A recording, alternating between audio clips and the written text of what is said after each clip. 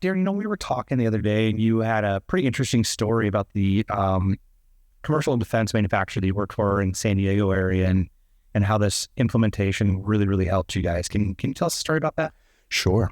So in 2010, I was 36 years old and I was the chief operating officer of an aerospace manufacturing company. And we were struggling to manufacture Joint Strike Fighter components and parts. I was continually late on deliveries to our customer. I had quality nonconformances on every part I manufactured, which basically was the reason we were late. I needed to go and solicit the customer for their approval for acceptance to ship nonconforming hardware.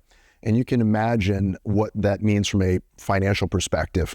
We were missing revenue, so I was missing my monthly and quarterlies. We were missing the profit that would drop through as a result, which is the real pain of the whole thing. And then I had an upset customer, and I was desperate to do something different.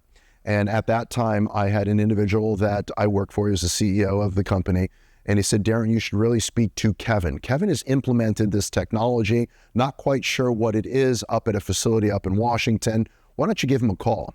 So I was desperate to make a difference for obviously myself and for my customer and for the site as a whole and to be successful.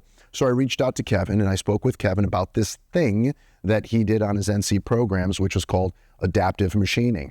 And after about an hour phone call, I remember distinctly telling him, I said, Kevin, listen, if this works that well on this part that I'm struggling with, I'll implement it across the entire facility. So I actually connected with, at the time, the owners of NCSS that had this adaptive manufacturing solution, and I invited them down. And we chose the one part that I was struggling to manufacture.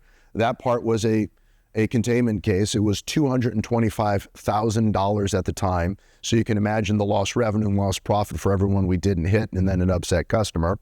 We implemented it and we saw an immediate benefit. No longer did I have any parts that went on concession, meaning asking my customers to buy my junk.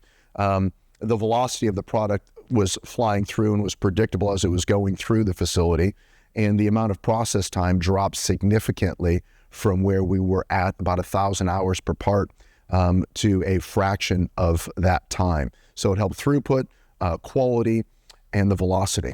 As a result of the success there on that singular part, we implemented across the entire facility, and all parts today use that same technique to be manufactured. Although all the features are different, it's the same solution, meaning NCT, an adaptive machining software across all features on all parts. That's it. That sounded good. Does that sound all right?